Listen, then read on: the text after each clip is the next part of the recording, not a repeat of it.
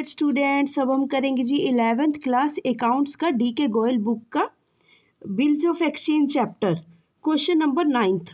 Case number 4th start किया हुआ था। 3 केसेस के अंडर हमने क्वेश्चंस कर लिए थे। केस नंबर 4th स्टार्ट कर चुके थे। केस नंबर 4 के रिगार्डिंग हमने एक क्वेश्चन कंप्लीट कर लिया था, यानी कि 8th जो क्वेश्चन था जी अपना, sending the bill to bank for collection. जब ओनर, मालिक, ए पार्टी ड्रॉयर, ठीक है जी, अपने बिल को बैंक में भेज देता है कलेक्शन के लिए कि भाई जब ड्यू डेट आ जाएगी तो आप बिल की पेमेंट कलेक्ट कर लेना, ठीक है जी। ये वाला वो वाला केस है, case number 8th। Case number 8th का हमने जी केस नंबर 4 का ये क्वेश्चन कंप्लीट कर लिया था लास्ट लेक्चर में। आज हम करेंगे जी ये वाला क्वेश्चन, 9th नंबर क्वेश्चन, ठीक है जी। ये हिंदी में भी है और इंग्लिश में भी, आपको जो भी जैसे भी कंफर्टेबल लगे आप कर सकते हो। यहाँ से देखिए, बट आपको ये पता होना चाहिए कि सभी स्टूडेंट्स को जो जर्नल एंट्रीज है, जो भी जितना भी अकाउंट्स का वर्क करना है आपने, वो इंग्लिश में ही एंट्रीज, जर्नल एंट्रीज की जाती है। So this is the reason कि हमें थोड़ा सा इंग्लिश पे भी फोकस करना चाहिए। अब देखिए जी, स्टेटमेंट रीड करते हैं, चलिए। Question number 9th। On January 15, 2017, underline करते जाना है जो जो हमें काम आने वाली बात है, क्योंकि जो बिल्स ऑफ एक्सचेंज है इसमें स्पेसिफिकली डेट्स का बहुत ज़्यादा ध्यान रखना है। On January 15, 2017, Kusum sold goods for ₹30,000 to Pushpa.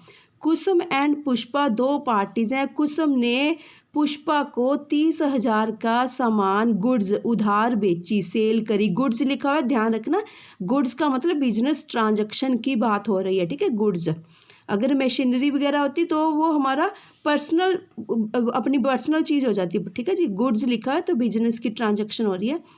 कुसुम ने पुष्पा को 30,000 की गुड्स 15 जनवरी 2017 को सेल कर दी ऑन क्रेडिट बेसिस, उधार बेसिस पे, and Drew upon her 3 bills of exchange of ₹10,000 each को ध्यान देना, नहीं तो स्टूडेंट समझेंगे कि 3 बिल लिखे हैं कि कहाँ गया कि ये तो एक अमाउंट है, ठीक है। ईच मतलब 3 बिल जो लिखे हैं उसके ऊपर, मतलब पुष्पा के ऊपर, वो 3 के तीनों 10-10 हज़ार के बिल है। After 1 month, 2 month and 3 month. देखिए यहाँ पर कितना क्लियर कट वे में सब कुछ लिखा हुआ है। कहते कुसुम ने पुष्पा पर 3 बिल लिखे हैं, तीनों बिल 10-10 हज़ार रुपये के हैं, और पेमेंट कैसे करनी है। फर्स्ट बिल की पेमेंट करनी है 1 मंथ बाद, सेकंड बिल की पेमेंट करनी है आफ्टर 2 मंथ, थर्ड बिल की पेमेंट करनी है आफ्टर 3 मंथ्स रिस्पेक्टिवली। रिस्पेक्टिवली का मीनिंग यही होता है कि सीक्वेंस फॉलो करते जाना, ठीक है जी। इसका मतलब यही होता है कि अपने आप ही समझ लेना कि पहला बिल 1 मंथ बाद, दूसरा 2 मंथ, तीसरा आफ्टर 3 मंथ्स बाद, मतलब उसकी ड्यू डेट्स है, हमें पैसे मिलेंगे इन डेट्स के बाद। द फर्स्ट बिल, अभी देखिए यहाँ तक तो काम हो गया जी, ठीक है जी। कुसुम ने लिखे, पुष्पा ने एक्सेप्टेंस देकर वापस कर दिए कुसुम को। अब क्या हो रहा है जी next. The first bill was retained by Kusum till its maturity. जो फर्स्ट बिल था, ठीक है जी, 10,000 का, कुसुम ने अपने ड्रॉर में, अपने ऑफिस में, अपने बिजनेस के जो भी उसका बिजनेस का सामान रखते हैं जहाँ पर भी है ना, अपने कैश बैग में वही रख लिया अपने पास ही। First bill. Second bill was endorsed by her in favour of her creditor Khushbu. देखिए ध्यान दीजिए, यहाँ पर खुशबू नई पार्टी आई है। खुशबू कौन है बेसिकली। देखिए कुसुम ने पुष्पा से पैसे लेने थे, कुसुम ने पुष्पा से पैसे लेने थे, पुष्पा ने कुसुम के देने थे, पर इन बिटवीन कुसुम ने खुशबू के पैसे देने थे। देखिए ध्यान से, ठीक है जी। First party Kusum, second party Pushpa, third party आई है जी खुशबू। कुसुम ने खुशबू के पैसे देने थे, उसने फिर क्या किया जी, यही वाला बिल जो पुष्पा ने कुसुम को दिया एक्सेप्ट करके, साइन करके, ठीक है जी। साइन होने के बाद ही वो बिल्स ऑफ एक्सचेंज की फॉर्मेशन लेता है, ठीक है, तभी वो बिल्स ऑफ एक्सचेंज कहलाता है जब साइन हो जाते हैं, नहीं तो वो एक कागज़ का टुकड़ा ही कहलाता है। कुसुम ने वही बिल क्या किया, खुशबू को एंडोर्स्ड कर दिया। एंडोर्स्ड होता है किसी को बेचान कर देना, हिंदी बेचान होती है, ठीक है जी, नेक्स्ट पार्टी को दे देना। क्यों दिया खुशबू को, क्योंकि कुसुम ने खुशबू के पैसे देने थे, ठीक है जी। And the third bill was discounted by her immediately. Immediately का स्पेसिफिकली ध्यान रखना। इमीजिएटली क्या कहता है, इसी डेट को 15 जनवरी। देखिए बैंक क्यों लिया जाता है, बैंक से डिस्काउंट क्यों करवा रहा है। वैसे तो वो उनका थर्ड बिल जो आना था मेच्योरिटी डेट पर ही आना था, पर कुसुम को एमरजेंसी पड़ गई एकदम की, बिल की अमाउंट चाहिए थी, पैसा चाहिए था।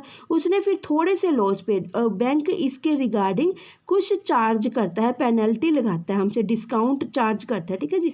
तो इसने कुसुम ने क्या किया, बैंक से डिस्काउंट करवा लिया 6% पर एनम के रेट ऑफ इंटरेस्ट से, ठीक है जी।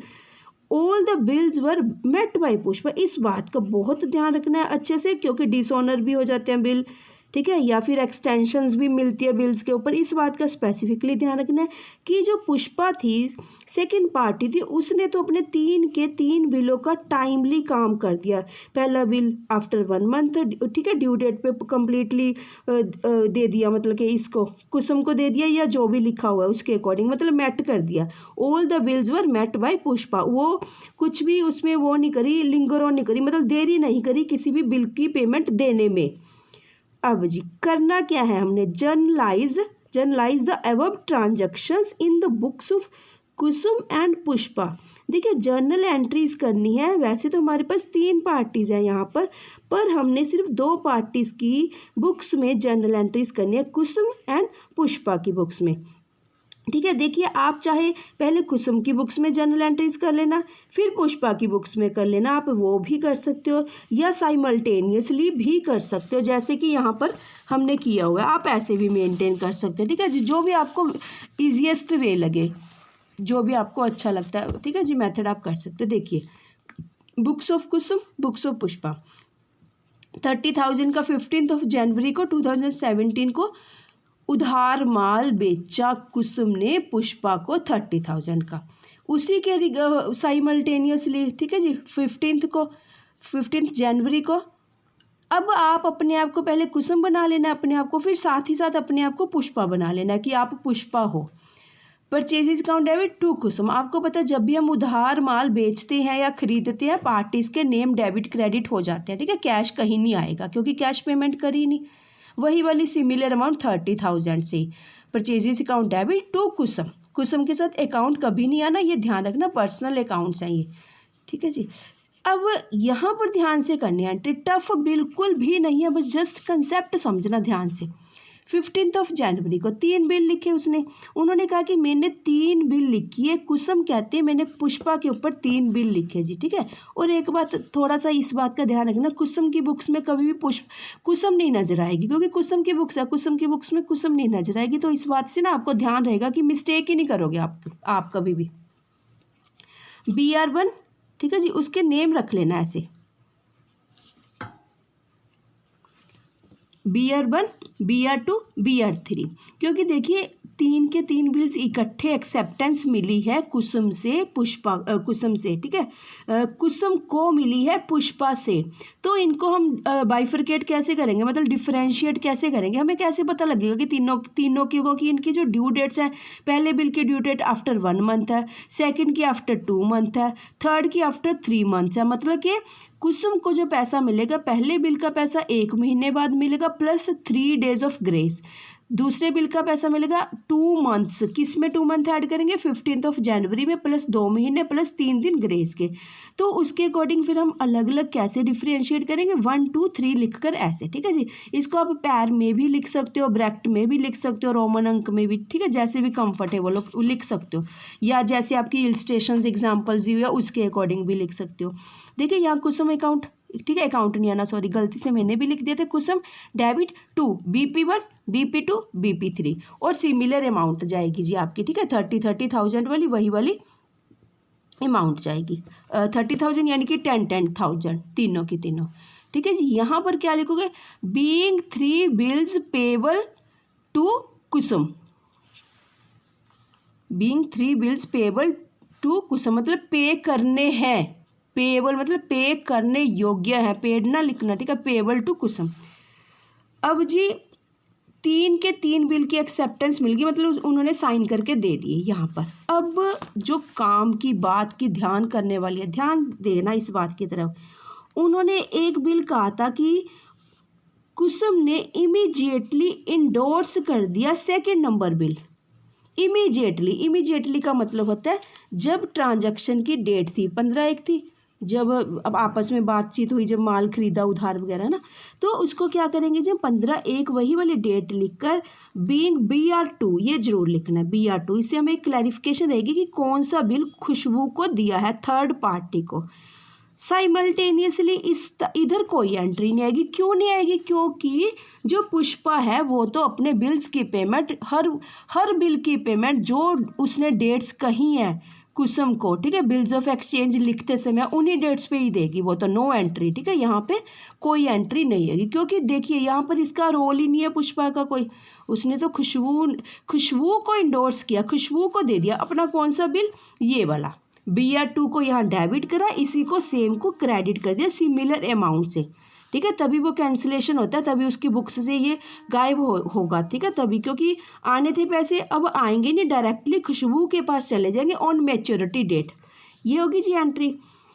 सेकंड बिल की बात थी। अब थर्ड बिल में भी उसने क्या कहा था, इमीडिएटली कुसुम को एमरजेंसी पड़ गई पैसे की एकदम से, जब 3 बिल लिखे थे। 3 बिल में से पहले नंबर वाला बिल तो उसने अपने ड्रॉअर में संभाल कर रख लिया, मैच्योरिटी डेट तक की वेट की, इंतज़ार करा। जो 2 महीने आफ्टर 2 मंथ वाला बिल था वो इंडोर्स कर दिया खुशबू को। जो 3 मंथ वाला बिल था, तीसरा बिल था, इसको बहुत ध्यान से देखना है। क्या किया इसने, बैंक में चला गया इमीडिएटली, कुसुम चली गई, ठीक है जी। उसने कहा कि भाई मेरे को तो इमरजेंसी है, एकदम से बिल की पेमेंट दे दीजिए।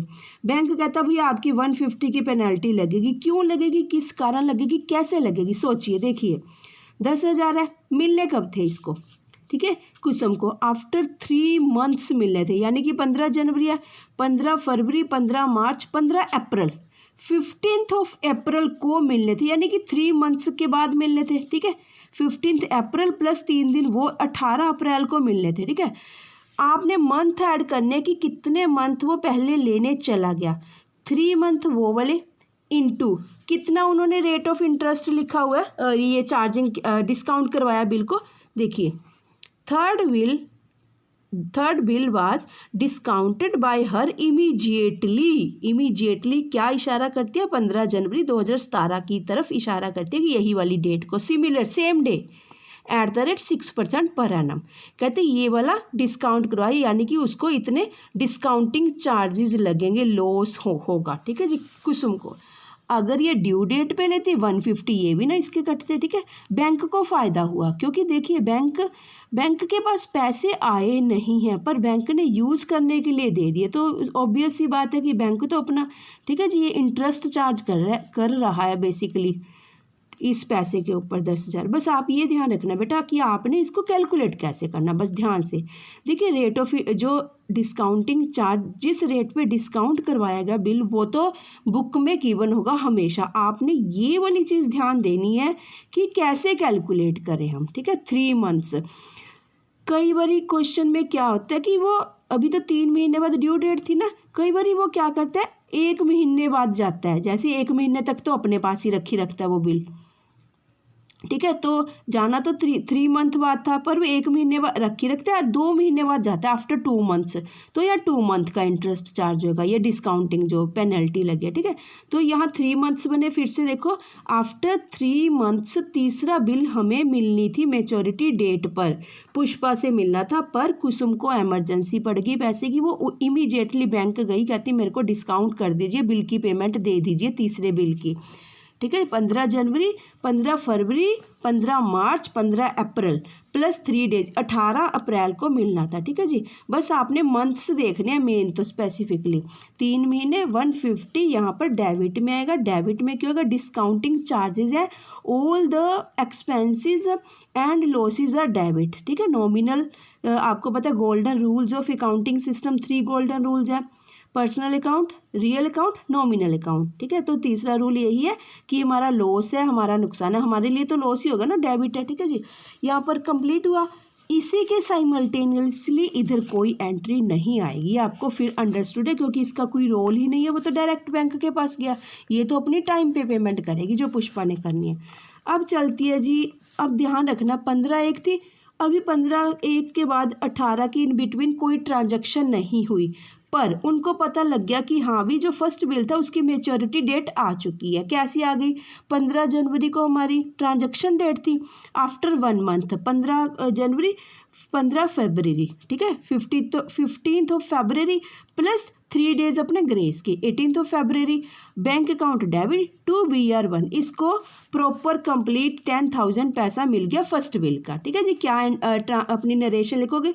Being amount received on account of BR1, बस जस्ट स्मॉल सी नरेशन लिखनी है, बहुत लेंथी नहीं करना, टाइम सेव करना, बस टू द पॉइंट लिखना है, ज़्यादा नहीं लिखना। ठीक है जी, being amount received on account of BR1 की हमें बिल्स रिसीवेबल बन के रिगार्डिंग पेमेंट मिलगी। डन। अब आप खुद सोचिए उसके रिगार्डिंग इधर भी पेमेंट आएगी क्योंकि उसने ड्यू डेट पे दे दी। ये तो बस इसके रिगार्डिंग आए या ना आए अभी अपनी पेमेंटें करती जाएगी। जो कौन थी? पुष्पा। देखिए ध्यान से, बहुत सिस्टमेटिक वे से अगर आप करोगे ना बहुत अच्छा लगेगा आपको ये चैप्टर करने में, बहुत इंटरेस्टिंग चैप्टर है बेसिकली ये। BP1, चलो जी इसने तो अपना काम कर दिया। टू बैंक 18 फरवरी 18th ऑफ फरवरी 2017 को। चलो जी पहले की मैच्योरिटी डेट पे क्या किया? पेमेंट कर दी। Being amount paid on account of BP1 on maturity to कुसुम।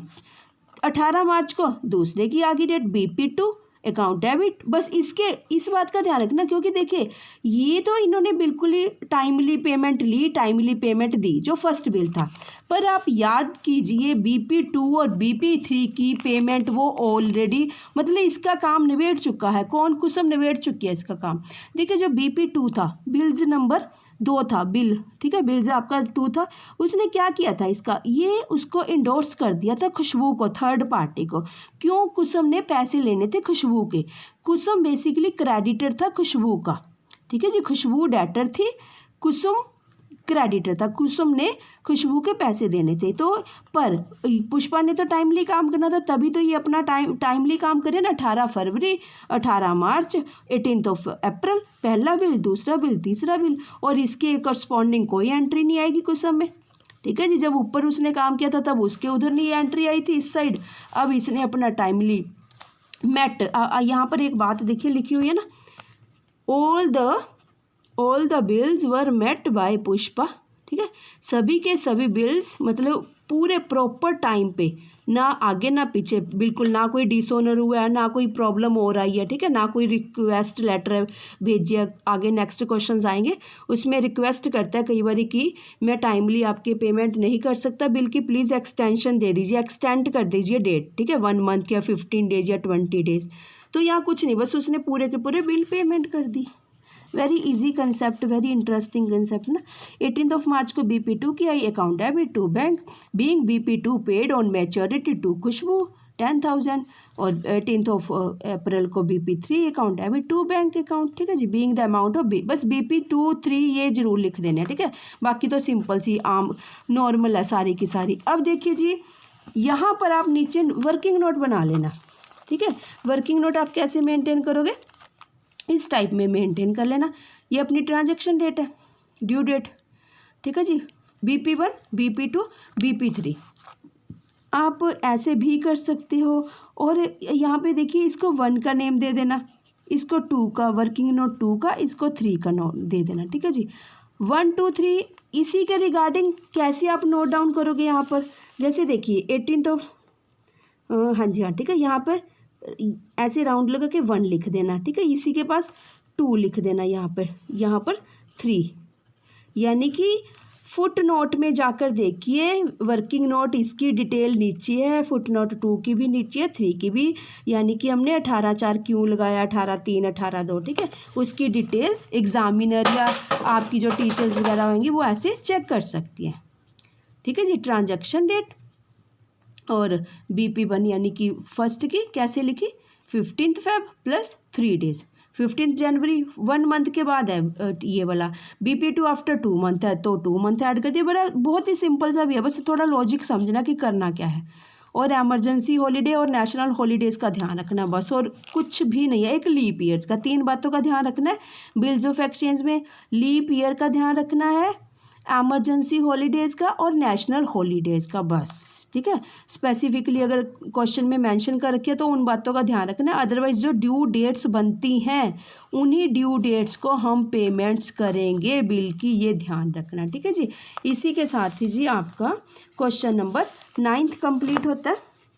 और अगर आपने स्टूडेंट्स ये आपने हिंदी में ये केस देखना, आप हिंदी में भी देख सकते हो, ये रहा। ठीक है जी, यहाँ से देखिए, थोड़ा सा आपको इजी रहेगा। यहाँ से देख सकते हो कि कौन सा अपना केस चल रहा है। Case number 4, when the will is sent to bank for collection. ठीक है, बस ये अकाउंटिंग ट्रीटमेंट आई, इसकी हिंदी लिखे। ठीक है जी, इसी के साथ ही जी आपका क्वेश्चन नंबर 9 कंप्लीट होता है। Thank you students.